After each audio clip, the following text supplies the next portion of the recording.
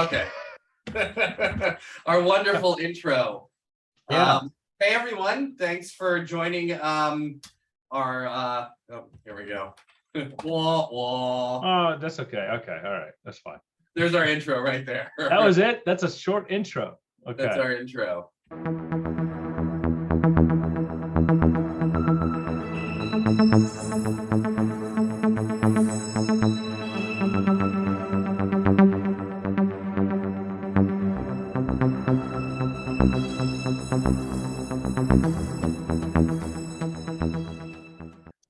Okay. There we I go. can hear you now. And we can hear Nice. you. Hi. Hey. Hello. Nice to meet you. Good Nice to to meet meet you you. too. We were saying I love how you have TI in the back. It's a great background setting thing you've got going on. Yes, absolutely. It's the most important game. And as we use it very often, we have to take it off the shelf. So it's It's right always here. there. Look at that, Chris. Look at that. It's her Yeah. favorite game. They play it all the time. Yeah. Is she not a perfect guest for the show or not? Or what? Right? Phenomenal. It's fantastic. Yeah. You know, I had my birthday like 15 days ago, and I asked my friends if they were willing to play with me my birthday party, and it was a party of a game of Twilight Imperium, Oh my and that gosh. was my best birthday ever. I'm not like the big music and a lot Right. of people. I enjoy more So intimate. Marie, you sound like quite a super fan. I mean, this is yeah, because Chris and I joke about how we are absolutely obsessed with this game. Like we just can't get enough of it. And it's great to meet like-minded people, especially when they're all the way from. Actually, we haven't really properly introduced Marie. We just jumped right in. We need to properly introduce Marie. I know, but it's TI. We got to start talking, man. Apparently, we started talking TI right away, Chris. We didn't even. Yeah. Let's do it. Well, thanks everybody. Thanks for joining us. We're really excited and happy, as you can tell, to put out this episode. We have a very special guest, all the way from France. Not Mo, but Marie with us, who is going to tell us all about her experience with TI, what she does. I heard they even have nicknames in their game or something like that, which I'm totally intrigued by. So we're really excited to bring another fun special guest to the show. And Marie, thank you so much for joining us. And just to add to that briefly, Chris, Marie is quite active on the Twilight Imperium global Facebook group. So that's one of the places. And she had done an unboxing video for Prophecy of Kings. We're going to ask some stuff about that. But and of course, it was great because some of the things that she shared with me I think are going to be fun to talk about, because apparently, and we're going to kick it right off here, Marie. Apparently, the French play TI a little bit different, not a little bit, somewhat a lot differently than the Americans do. And that was a point of interest that I thought is worthy of discussion. So with that, thank you, Marie, for joining us. And yeah, tell us, how did you get into TI? You know, was it hard to learn when you first, and how long have you been playing? Thank you for having me to the show. Was really excited to talk with you about this incredible game, which associates diplomacy, trade, military, and the 4 X's, as you know it's called. My husband and I were at a meeting, a party with friends, with whom I play role play, actually. You know, like Dungeons and Dragons and stuff. Mm-hmm. And we were having this big, German games with a lot of meeples and a lot of gestion. I don't know how you say it. Well, we had to make the best of the resources and to exploit a salt mine of the I don't know which century. And Yeah. it was crazy. I mean, you had to trade and to make the best of it each time. It was a big, big game. And now with my friends, I said, what is the biggest game we can have? The game that can take your mind, even with the rules you get to understand, it takes like 3 hours to get. Which game is that? The most hardcore game you can imagine. And he was like, you know, I've heard of this game that you can learn easy mode with a video on the internet that takes only 3 hours. In 3 hours, you're ready to play Twilight Imperium. Wow. And my husband said, oh my God, we've got to learn to play this game. So look at that. So most people hear about Twilight Imperium and they realize that it's this epic game that takes so long, and then they go, I don't know about this. You actually started playing because you wanted an epic game that takes hours and is hard to learn and all of that stuff. Yes, absolutely. You know, in France, we've got a lot of history with hardcore games because the Germans are very productive. It started with actually war games. War is actually today in German schools of war are taught with games. Oh, wow. So we have a very different story. It's not game to play, it's game to learn. It's game to propose scenarios. It's game to offer challenges to the mind.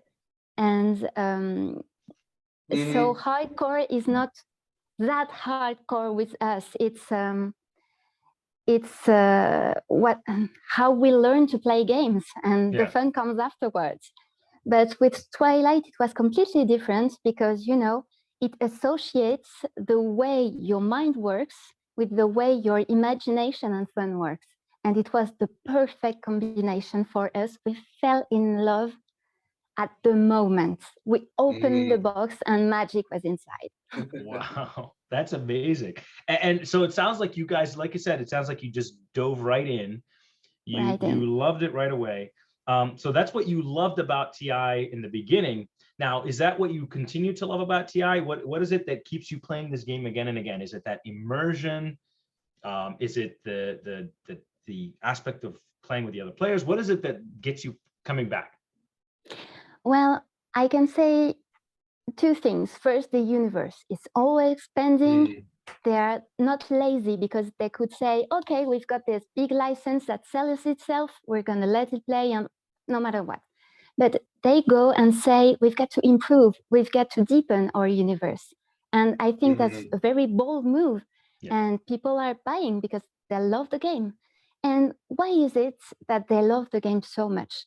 For me, I think there's a simple mechanics that I've seen only in Twilight and that hooks the player. For example, it's in the strategy cards.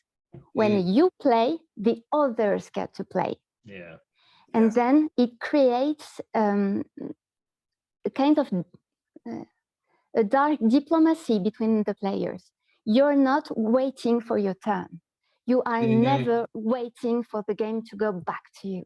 You're involved always in every in aspect. the game. You're always in the game, regardless of who's doing their turn. And yes, because sometimes there's one making a production, and then we say, okay, he's making his production. Let's move on to the next player, and it's okay, because there is no time when we say, oh, I'm sick. When is he gonna stop playing, and when can I play? This game is whole, you know, even when you are not moving your ships, you're talking trade with another player. You're saying, okay, so I've got this strategy card. When do you want me to go for it? Do you prefer that I make the science card before the commerce card so that you can, and so on. So it's never a dead game. It's always live. You're never just sitting down looking at your board. And you're actually up and talking to people and all that stuff.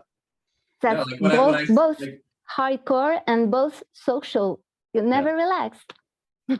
So when I say to Mo, I was gonna say, when I say to you, you're not gonna attack me, right? It means something. Yeah, it does. We had a game we played recently where Chris goes, "Oh, you're not going to attack me this turn, are you?" And I go, "No, I have no reason to." Right. And then I look, and a couple of action turns later, and everyone's like, "Oh, Chris is he can get this objective, and he's 2 points away." And I go, "Well, now I have to attack you." He goes, "Well, wait a minute, you said you're not going to attack me." I said, You "Yeah, don't have before I to." realized you were winning." So But yeah. man, I don't want to. I just have to. Right. Don't blame it on me. Nah. I just want to. I really, it was especially with Chris. It was like I have these 2 war sons, Chris. I would like the game to go one more round, Right. so I could do something with these war sons. So Not my fault you parked them in an asteroid field. Hey, look. Speaking of war sons, God, Marie, don't laugh. This was terrible. We don't need to talk about this right now. It was a bad. I built these wonderful war sons, and I'm like, here we go. Next round, I'll do something with this. And it was like, that's the round I needed to do something with it. And it was too late. Oh my God, it was just. Anyway, so speaking of war sons, you told me that you guys, one of your players, I believe you told me his name was Jean-Joseph. You guys came up with archetypes for the game. And exactly. And by the way, this wasn't just no, she had like a whole, it was like explained, like every archetype had like an explanation for what kind of player that is. And then they know who their players are that match those archetypes. You tell us a little bit about that. Yeah, sure. I have the list right now. So, sure, I do. I did my homework. Nice. So that friend of mine, Jean-Joseph, he's a great winemaker. The moment you go to France, you call me and I make you taste the best wine you will ever taste. So done. So we come to a list of archetypes, as you said. So we have the fighting type. This one, he's going to planets and he explores and harvests the resources just to have a big fat army and to go for it, no matter what. He's gonna bump into every neighbor he gets. He's gonna grab the war card every turn he can. And this one is always willing to just to go for it, even if the dice aren't in his favor. And he's gonna go for great battles, for skirmishes. That's not your winning type, but he always gets his way. So you might want to let him pass, you might want to stop him, you might want to make an alliance, but this guy, is just he gets his way. The war, I call him the Warmonger. You had a different name for it in French, but I think it's the Warmonger. Warmonger. So you also have those types of games. We don't have, well, we don't actually, not really, well, no, we do, but we don't have that particular archetype. I know that archetype, but I don't think our group has that person. Oh. And then this actually brings us to, and by the way, I am actually, if we could go through all the archetypes. There's a lot. My favorite one I said is like I told you, you told me the War Sunner, the person who just builds War Sons and wants to use them. I love that person. But you also said the person who, like the Sims player, the person who's always just playing in their slice, they're simulating. And I love the other one you said, the negotiator, basically, or the person who's always making deals. It's a very, very cool list, and I think we'll probably put it in the show notes.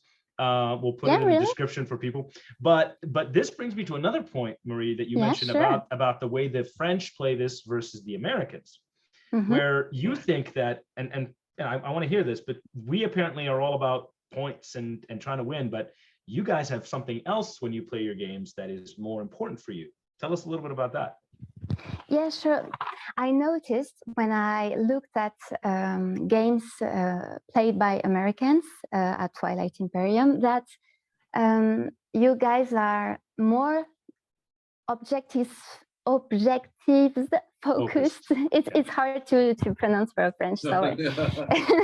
You're doing pretty good. Objectives focused than us French. We like to play, to do a little role play. For us, the story we make is more important than than the points or than winning the game. It's a way to make a universe come to life. It's a way to make the factions come to life. That's why we like to play the factions hardcore. I mean, if you are a Tsar and you don't have a Tsar wall, why are you even playing Tsar? If you are a Mentak, so you need to have ships all around the board, even small ones. Oh, wow. But you have to take your cash, and one day or the other, people say, okay, we're done with the Mentaks, we're going to wipe them clean, and there you go with the skirmishes. And you can recognize the factions that we are playing on the map. For example, when we play Arborek, you have a lot of little troop fighters all around the map, and that's it. For the Imperium, not the Imperium, the Empyreans. Yeah, the Imperium. Yeah. The Imperians, yeah. Sorry. You can just look at them on the map, and you see they will have chasers too, all over the map. Wow. Not do anything, not wage any war. They don't need to, they don't have to. If you want to pass, okay, just pay the bill. And it's going to be okay. You basically play the game very thematically, it sounds like. So for you, theme and story is more important than simply winning the game, right? It's all about, and you guys like to have not just regular space battles, right? What you told me you guys like to have epic space battles, like that's part of the fun. Absolutely, that's exactly it. For example, the last game we played was for my birthday. It was a great birthday. I still can't get over the fact that you played a TI game for your birthday. That's amazing. That's a whole other level, honestly. Like I don't even.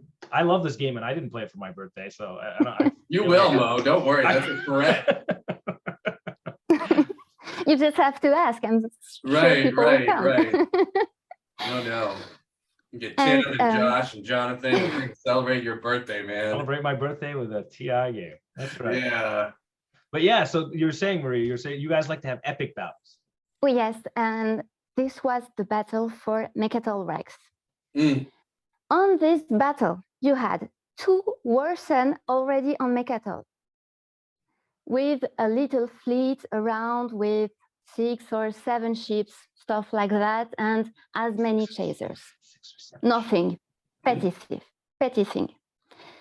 Coming to this were 3 armies with 2 Warsen each, with the mothership and the leaders and everything you can stack on an hexagon. There wasn't enough place, so we had to put extra hexagons on the side to put all the troops that were on the actual map that did not fit in.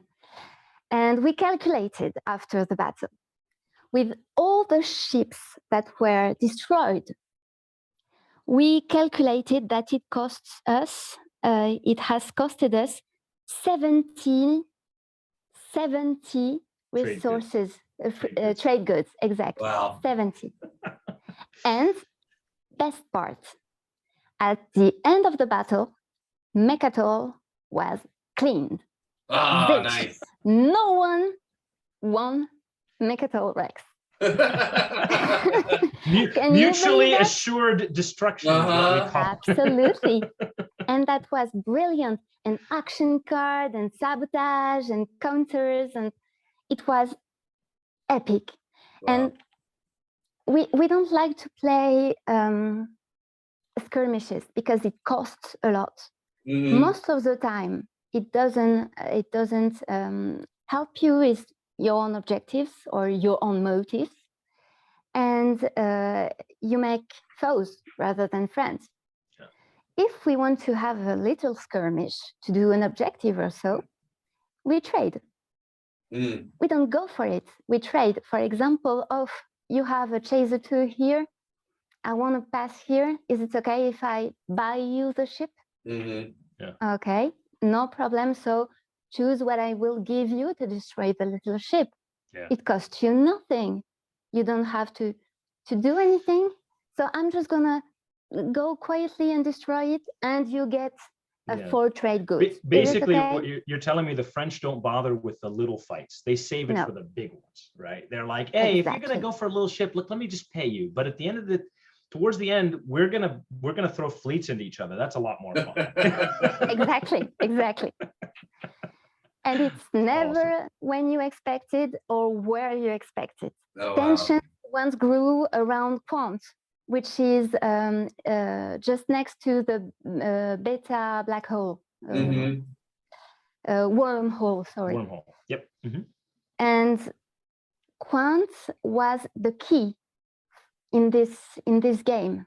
This was Quant. This was not even Mechatol Rex. This was Quant.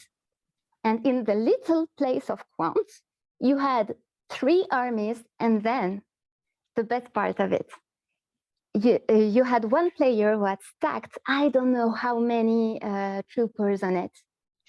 And then there was a law that said, well, we're going to choose one planet, and this planet is going to be not everything destroyed, but practically it was almost, it was demilitarized. I don't know. Oh, DMZ. Oh, demilitarized. That's right. The DMZ. Yes. That's right. Yeah. Yeah. And it was beautiful because no one could go and wage war on Quam. The game was a whole different game afterwards.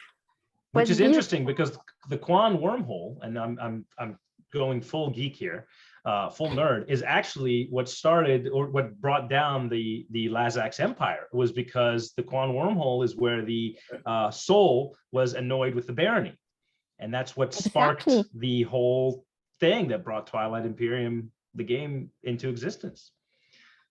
Sorry, say we get nerd alert.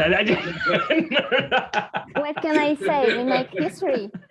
Yeah. You guys made history, right? You actually, so what you did was you made the Quan wormhole a DMZ, which means, hey, forget it, like that nobody can fight here. That's it. Forget it. Go away. Oh, that's cool. That's very, very cool. I love that. I love that. So Marie, tell me something else. Now you of all of the 25 factions we have now, and I imagine I don't know if you've gotten Codex 3 yet, or if you played the Kalaras yet, but of all of those factions, which one's your favorite and why? I personally root for the Nazroka because I think they're so sweet. And my favorite literature genre is planet opera. That's my thing. So get me to explore a world and I'm all happy. And I'm very happy that a Prophecy of Kings brought a whole new scale, excuse me, into the game, which is the planets itself.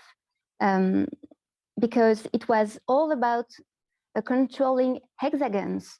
But once you get the hexagon, well, the planet doesn't really matter. Now, when you have a word to control, the word matters. Yeah. And exploring a planet with its specificities, whether it's cultural or dangerous or whatever, it adds a whole new dimension to the game. Same goes for exploring the deep space. I don't know if it's deep space, if what you call it when empty space, right? When they form the frontier space. Tokens, right? Empty yes, space, exactly. Right. With the frontier tokens, that's right. Frontier token, that's right. Thank you. So, you add a new experience to the game, and it reminded me of I don't know if you know that video game Outer Wilds. Outer Worlds. No, Outer. Oh, the Outer Wild. The Outer Wild. Yes. Yeah.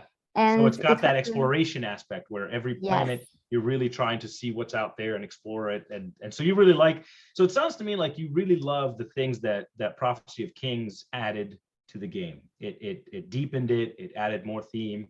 I don't know if you saw, Marie, but Chris and I actually did an episode where we compared vanilla TI without Prophecy of Kings and Prophecy of Kings, and both of us obviously came to the conclusion that we really appreciated everything that Prophecy of Kings added, and so it sounds like you share the same thoughts. Yes, absolutely. And on a more basic level, I totally agree that the cards, especially the diplomacy one, was completely boring without Prophecy of Kings. And now it became a whole new part of Prophecy of Kings. You have an interest to take the diplomacy cards.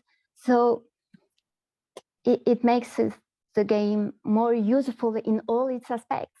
And the hyper lanes balance out when you're not the right number to play in symmetry. And the hyper lanes was, to me, the greatest addition to the game. It's just a simple mechanics, but it completely turns out the game, because in Prophecy of Kings, before Prophecy of Kings, you know, the 4 commercial trade, the 4 trade goods were not enough to compensate the bad placements. I mean, you've got the whole game to balance it out, if I can say so. It's tough. Yeah, it's tough because the whole game you're having to deal with that. Whereas the hyperlanes really kind of, it did solve that problem, and it's great. I mean, it also makes the map.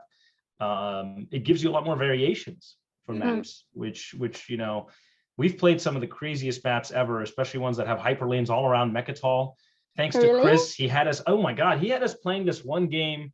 Oh my God, he loves these maps, Marie, that are basically the weirdest. Remember, Chris? Tell her about that map you had us playing that one time. My goodness. Yeah, I'm curious. No, that's one of the ones I'm trying. It's not is it Race to Mechatol? Well, you like. There's Race to Mechatol that you liked. Yeah, I love Race to Mechatol. But there's another one. The other one that I think it's actually in the book, or maybe I'm right. There's the other one in the book where they have the hyperlanes that go around the middle. And then they have Evra, or like a planet. I forget which one, that it has a nebula. So the only way into Mechatol. Choke Point. Is it Choke Point? Choke Point. Yeah. Choke Point. Yeah. And so you can't get to Mechatol except through literally the choke point, through one spot. Unless you're Winnu. Unless you're the Winnu. Lazax right into it. And then you just Lazax gate into it, which we have a game coming up, and I think Chris might try the Winnu. I don't know. I might. Not try. You like it. They're garbage, but they're not garbage. What are you talking about? I know. No. It's one of those though. I always want to play them because I'm like, oh, I get all this cool stuff like at the end of the game, by the end of the game. But you start and you just have such a terrible start that I'm not looking forward. But you have it. You know what? You might have a terrible start, but you got a photo finish when you can just have the Imperial strategy card at any time you want. Dude, it's amazing. It's amazing when you do it, but that just like start with them. I'm just not looking forward to it. So we'll see. And I have a question. Do you play 10 or 14 points? Oh. So to be honest with you, Marie, we've only played 10-point games, mainly because we play public. So we literally play in public. We play a lot less home games than we play public games. And it's actually one of the ways that we like to get players into the game, because we put this game out and we actually meet at a bar. It's a board game bar. And so people who have never played the game will come by and go, "Oh my God, what is this?" We go, "Hey, come check it out." But we have a meetup. It's not like we have a meetup. Pull people off the street. And they're like, right? No, yeah. That would be very interesting. But no, we haven't played a 14-point game yet. Although we do have a game coming up on Saturday that I believe we're going to try. It'll be my first 14-point game. So, but it sounds to me, Marie, like you guys play a lot of 14-point games based on what I hear. Is that correct? Yes.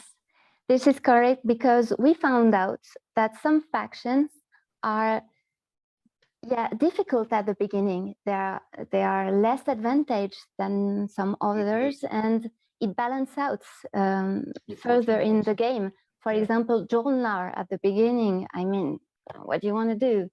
You want to go against the Sardak Noir? Okay, you out of your mind. That makes no sense. You're out of your mind. So you have to build it up slowly, and then boom, 12 points. What happened?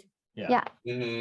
And it's not fair for these factions to go on a 10 points game, because this way you don't. Just as they're getting powerful, the game ends. Yes. Yeah. Exactly. And you will find out. You will tell me if you find that out on your next game, but you'll tell me because the 2 points objectives are far more difficult than 1 point objectives. And when you will see that, you will say, okay, I need to get very bad with my neighbors. I need them to pay for my points. I need them to. You can't, basically what you're saying is the 1 point objectives are generally relatively easy to score individually, but the 2 point objectives really require you to clash into your neighbors. And, you don't have a choice. You have no choice. So it ends up spicy. It adds the spice to the game at that point, because then all bets are off. You know, you are my friend a round ago. You have no friends here. No mom, no whatsoever. You're on your own and you're gonna win this hard. That's awesome. So how long do your games take? You guys probably play all day games on Saturday. So you start early in the day and end by the evening? Yeah, but we do it the French way. So we have a lunchtime. And when I say a lunchtime, we take like 2 hours just to eat. Oh, wow. Wow. Yeah, so they do it the French. So for them, Chris, they don't just have like a little sandwich. They like break out the wine and the glass, you know. They have a whole Game of Thrones Cersei moment, you know. Yeah, that's when you do all the deals. You kind of give somebody some wine and say, hey, Mechatol's looking nice right now. Do you want to keep it? That's awesome. That's awesome. Marie's POK unboxing video started with her showing off, I think it was like one of her favorite wines or something like that. Oh, wow. I thought was honest. I mean, it was just really, it was so French of her to start with, here's this wine, and let me talk about the POK unboxing now. Yeah, well, you've got to own it. Oh, absolutely. Absolutely. That's awesome. So Marie, so now here's the thing. When when Chris and I come to France, we would love to see how the French play in person. Like we want to see it. Because we're going to be the objectives chasers, but we want to get the flavor that you're talking about. I think it's what you mentioned is actually very, very cool. I tend to want to play the game that way, but I tend to find that the people that we play with are really, really objectives focused. So if you play that way, you're going to find that you're not going to win. Yeah. And the game will be over. Oh, really? Yeah. Yeah. Oh, yeah. No, but the thing is, it takes playing with. So there's a meta in TI, right? It all depends on the group. Oftentimes the group sets the stage, and it does sound to me like the way you guys play the game has this much more space opera feel.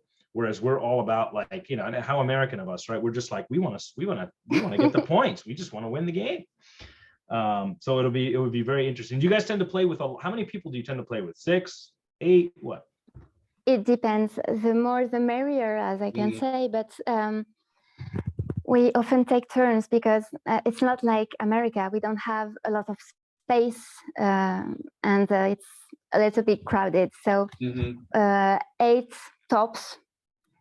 We prefer to play 6 because not all the cards are taken at each round. 6 is our favorite. Yeah, it's the most interesting part, more interesting part. And once we tried to do 2 tables with 6 player, 1 6 player the second, and it was a mess, and people were exhausted by the end of the day. So we take turn. Yeah. And sometimes we play in 2 different groups because we are a group of 15, maybe 17 player, depends on who's there and who's not. So we're quite proud of how we invite new players in. We let them play Soul for starters, because it's the faction that has the least difficulties to dive in. Yes, exactly. The mechanics is quite straightforward. Simple. You know. Yeah. And so I was about to ask you, you actually jumped into it, but I'm glad you went it. So you invite new players. How do you guys go about getting new players? Oh, simple. We pour the wine, the future player. We talk a lot, and then boom, magic. And you take all their trade goods. No. But I can tell you it But- works. It actually works. And the best part is that the ladies often are the one inviting the +1. Mhm. So we have I'm moving to France, as Chris. much Yeah. we have as much women as men at our Oh, wow. table. So. Wow. There's another difference. There's a huge difference. Yeah, for some, Chris and I, you know, we do have like one or two, not even really. They showed up No. once or twice. Once. Yeah, they come once or twice. Yeah, so you guys are you know, nerds, man. something about the French women, like TI appeals to them more or something, because I have tried actually to get some of my female friends interested in TI. I tell them, hey, it's a negotiation game, it's diplomacy, it's blah blah blah. But I don't know, it hasn't been successful. Because it's a bunch of dudes arguing about ground combat for half an hour. The only woman I've been able to get to play TI more than once was my wife, and so that's, you know, an accomplishment. Yeah. But other than that, it's been difficult. There are several. I don't want to slight it. There are several girls we know who have played and who have quite enjoyed it. Like Tim's girlfriend. Oh, that's right. Renata did it for a bit. Yeah, it's true. So we have had some success. I think most of it is we're just a bunch of Dude nerds. Yeah. Yeah. The Gen Con, I don't know if you know, Marie, but the Gen Con winner was a female. We're actually hoping to have her and her husband on at some point on the show, so we're looking forward to that. I'll definitely be watching that. Yeah. I want to hear the secrets of the Imperium. Yeah. Well, I don't. The thing is, it'll be interesting because you play with your husband also, and I think that the whole husband-wife playing TI thing is to me, I think it's very interesting, especially because this game is all about, diplomacy, and it's a zero-sum game, which means like, there's only one winner. So oftentimes, I like the fact that these two, this husband and wife, made it to the final table. Mm-hmm. And both of them made it to the final table, and then they were both in the 8-player game. I thought that was amazing.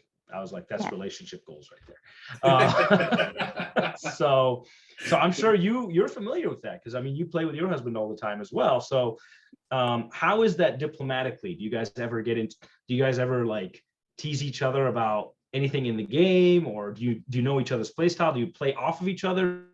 Do you attack each other? How's that work? Well, I'm smiling because I'm thinking of other couples that are at our table, and we often tease them because they're always bickering about who's gonna sleep on the couch tonight. Yes. That's right. That's Kia and Tim, basically, not to blow his spot up, but it's funny because she'll always be like, no, I'm fighting you. And it's right. And awesome. that's your mothership for not taking the dog out the last week. But most of all, we like to talk about the universe and to talk about how we play, how we see our game. And more than, oh, you won, it's more like, oh, you did a beautiful game, because we like the beauty of the game. We like it to be done properly. If you win by a card support for the throne, I mean, you don't sleep in my bed. No, you're my husband, I don't want to hear it. That's not, I don't know. Honor is gone. We call it, what do we have? It's not a, oh God, there's a term, we have a term for it, where we basically say it's either an honorable victory or a dishonorable victory. Yes. Now, we actually talked about how, I don't know if you've heard like this term before, you probably have, but king making or queen making, the idea where a player all of a sudden decides, okay, you know what, I'm going to try to help you win the game. You don't like when people win that way, because it's just winning by a card. But thematically, doesn't it make sense that maybe, I don't know, think about it, like this faction decided, you know what, we really like your way of dealing with everything. We want you to be the new galactic emperor. What do you think about that? That's totally plausible. And that happens every now and then, but not with the support for the phone. If we want one player in particular to win the game, let's say we want our friend Morgan to play the game, we're going to say, hey, Morgan, what do you need to play the game again against him? He threatened you. Do you want my armies? You've got my armies. Do you want money? Okay, I can support you. But never give this card. I mean, it's a cheap point. It's not victory. It tastes bitter. So you guys don't you guys still play with them or not? Do you play with your supports? Not really. It can stay in your hands. And for example, for the Empyreans, it's a good card and you have to have it. Yeah. And that's how they play. So you have to have it for their mechanics, but it's considered highly dishonorable to accept the support for the throne if it's not in your mechanics. Yeah. I mean, you can win, but you'll be teased on because, you know, that's not how we play. Wow. It's not beautiful. It's not honorable.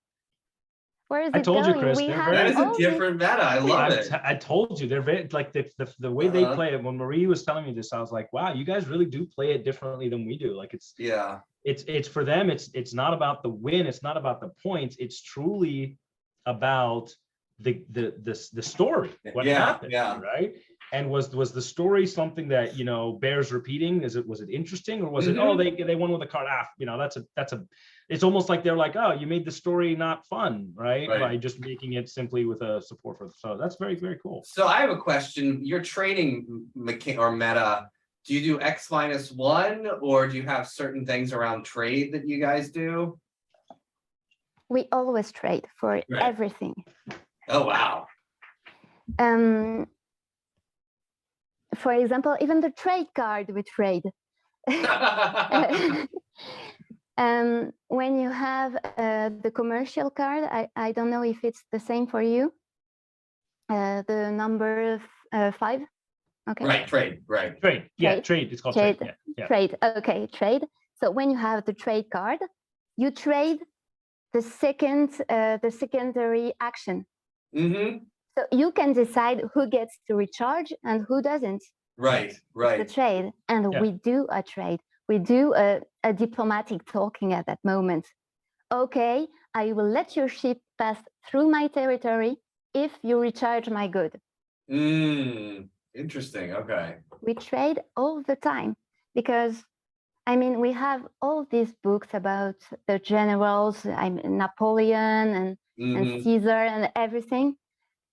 We know battles have to be epic, and we know that there's a lot of preparation before you go into battle. You've got to make allies, and allies don't get by just, you know, moving the pawns. It's not interesting. I'm glad you were the first person to mention on this episode so far Napoleon, because when you told me that you guys love to have epic battles and blah blah blah, I kept thinking Napoleon, but I'm like, I'm not going to say it. I'm not going to be that guy.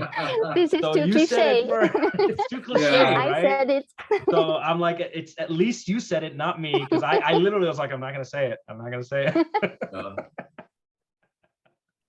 So you're free to say it now. And now I could say it. So now I could actually say, wow, you guys play this game. How very Napoleonic of you, the way you play this game, right? Exactly. That is awesome. That's awesome. Oh man. So yeah, no, this is great, Marie. Is there anything? So I also, you know, I told you I was curious because there's always interesting things about the way people play the game, and I thought that the way you guys play the game was very interesting, and I wanted you to share with us some of the way French people play this game, and so far you've done a really fun job of that so far. Is there anything else about the way that you guys play the game that we Americans can learn something from? Because I really would love to know. Okay, you've got to start with the little Pinot Gris, and then.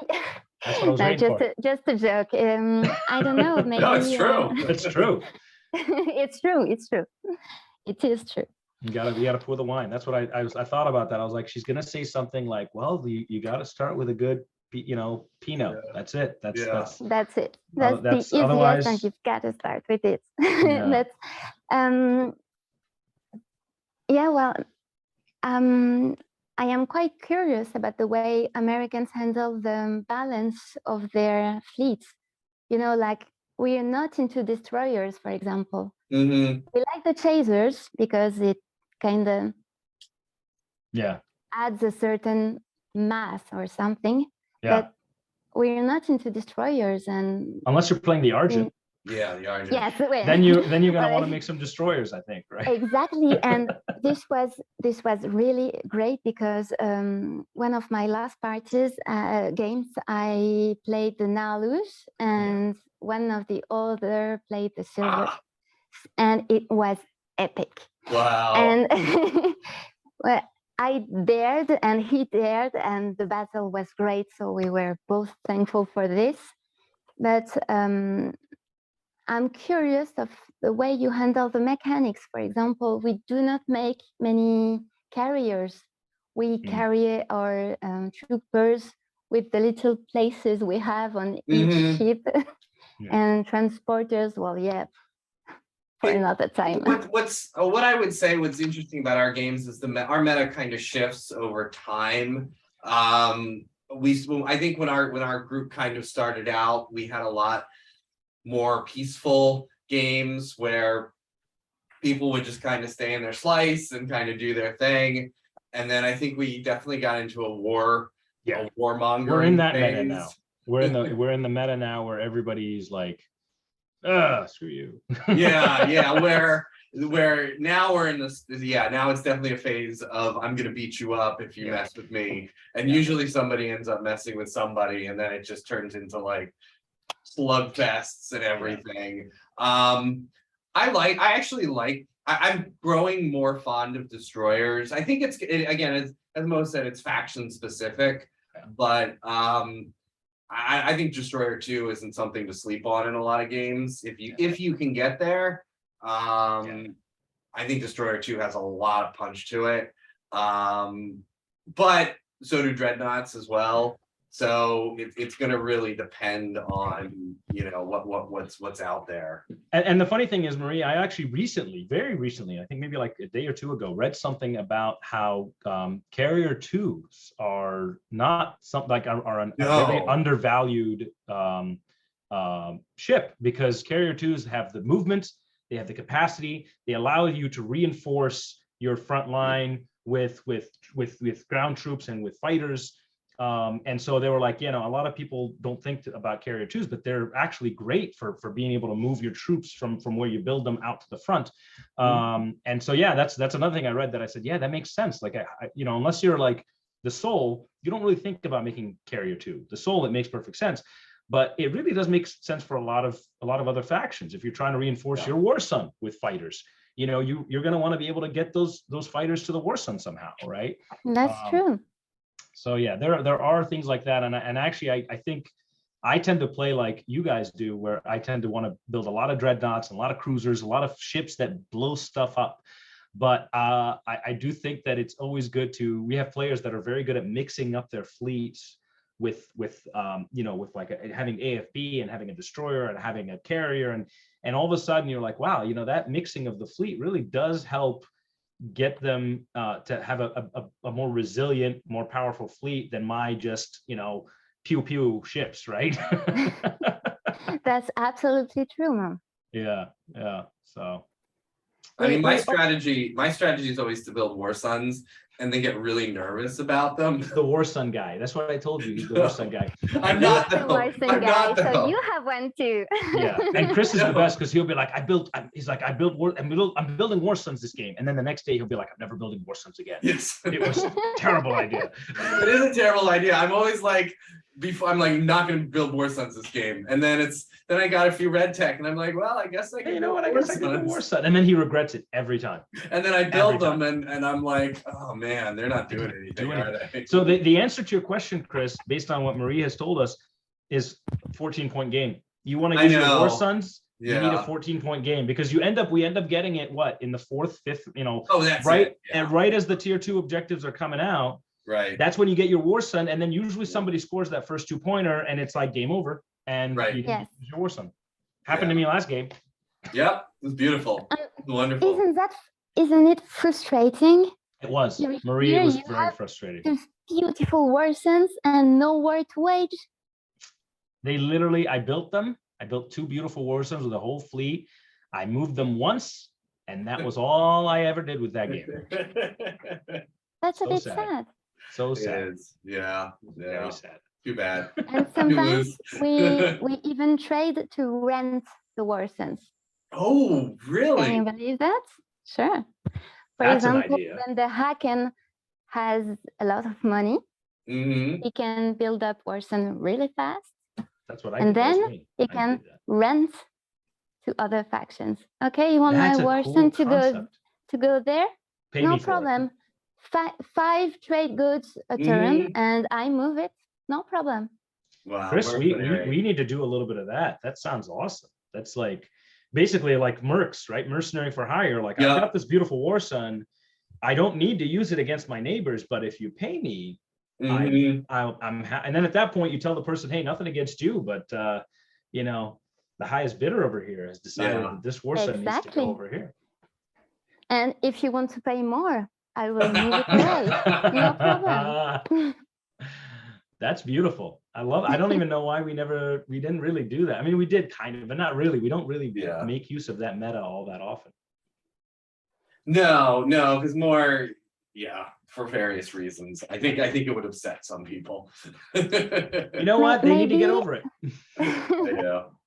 Maybe I have a clue. It's because we read a lot of sci-fi, and there are a lot of scenarios, a lot of stories in that give us a lot of ideas. And when we're in the game, we want to implement those relive ideas. that. Yeah, you want to relive those ideas. You want to make them real through the game.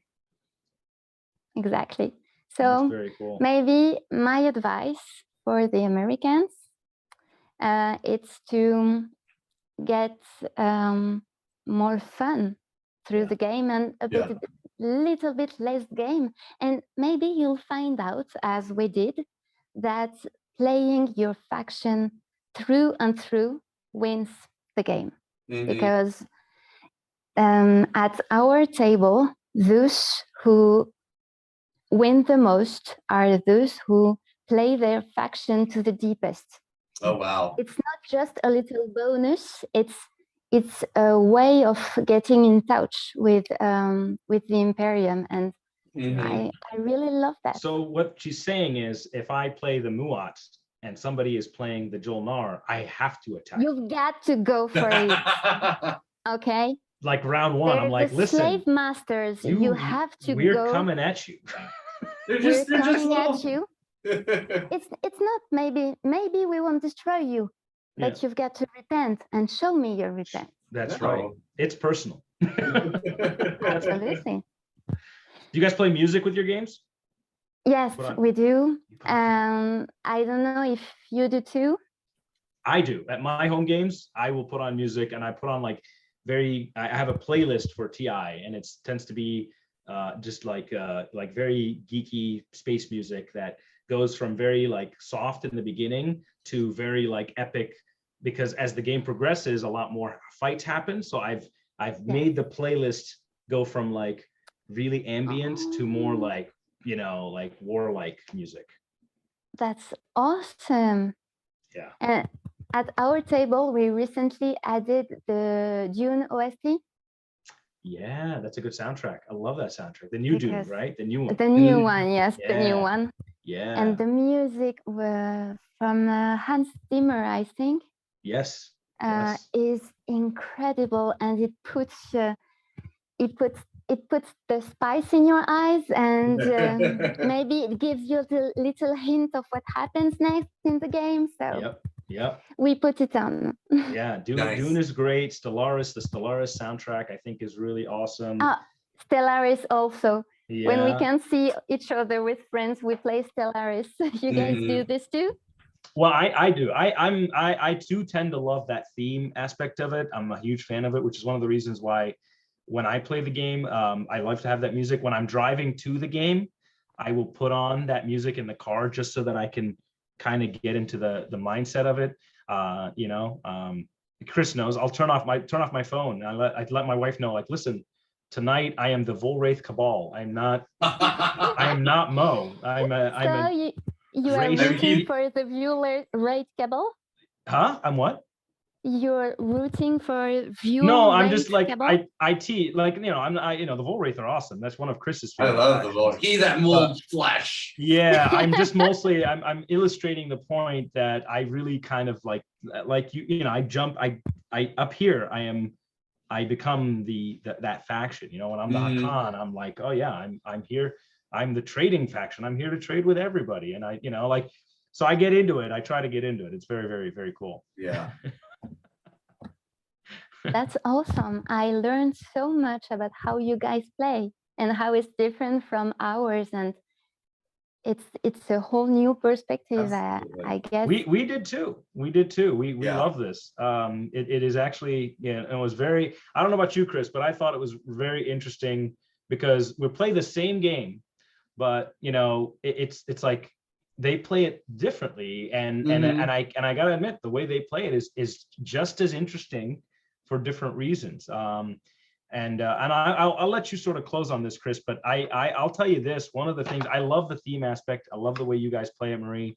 I personally enjoy that too. But one of the things that I know Chris and I have really, or at least I've been enjoying about it, is the objective-based aspect of the game gets me to, and Chris and I are both business kind of people, right? We work in business. So for us, the diplomatic aspect of the game, the way you deal with people, the way you go about objectives in a sort of game theory, like the economic concept, I find that to be incredibly interesting for me, because I find that it teaches me a little bit about people and negotiation. And so for me, the way the Americans play with the objectives-based aspect that you teased about, there is a benefit to that too. But I do love the sci-fi minded theme also, and I think that's a very cool way to play the game too. Yeah, no, I agree. I mean, I just like arguing over the rules. So that and drinking beer and chucking dice, those are my two favorite things in this world. So oh, look at this. She's showing us something. Yes, I got a little surprise to conclude. Okay, so for Christmas, one of our friends, he got this 3D printer. That's amazing. Both Chris and I just got 3D printers. That's so fun. Really? You've got to make those, because look, this guy. This is one of my new chasers. I started to paint it, not yet finished, but I wanted to show you what we are dealing with. And each of us at the table, he made little specific ones for Christmas. That was our Christmas gift. That's how committed we are to this game. That's it. When I'm in France, I would love an invite to this game. Yeah, we would love to have you. Oh, really. we're now, yeah. Yeah. Mo and Chris's excellent French. Yeah, that's right. We're taking this game global now, Chris. We gotta do a tour. We talked about doing like an RV tour where we go around the US and playing TI with people, but now we're thinking, maybe we should go global with this. Yeah, why not? Happens. Why not? So the moment you get to France, I want to hear from it, because you've got to taste our wine and then play the game with us. Oh, you don't have to tell me about the wine. Absolutely the wine in Paris is like in Europe in general, but of course in Paris. Cool. Amazing. Well, thank you so much, Marie. Oh, go ahead. Yeah, thank you so much. This was absolutely awesome. And we're really, really excited you could come on and share all this wonderful stuff. And just really thank you for taking the time to talk with us. Yeah. Thank you, Marie. Really, thank you. I hope you understand everything, because my English is a bit rusty, but it was great to see you and to share about this game we all love so much. So likewise. Perfect. And your English is great, way better than my French, Marie. So believe me. Awesome. Well, thank you.